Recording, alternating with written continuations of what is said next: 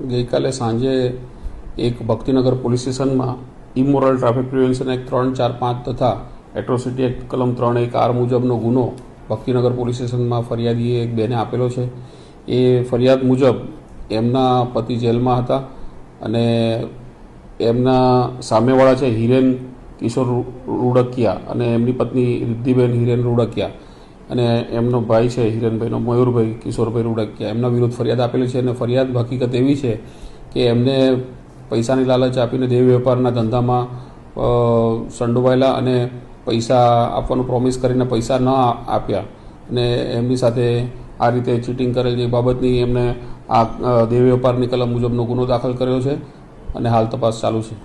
કેટલા સમયથી આ રીતે આ અંદાજે 16/11/2025 થી 16/2/2026 સુધી આ બેનની ફરિયાદ એવી છે કે આ દરમિયાન એમની સાથે દેહ વેપારનો ધંધો કરાવેલો અને એમને કરાવ્યા બાદ એમના પૈસા નહોતા આપ્યા.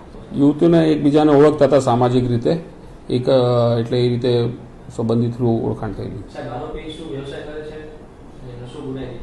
આરોપી પત્રકાર છે, કહેવાતો પત્રકાર છે એમ એવા માહિતી મળેલ છે, જેની તપાસ કરવામાં આવશે.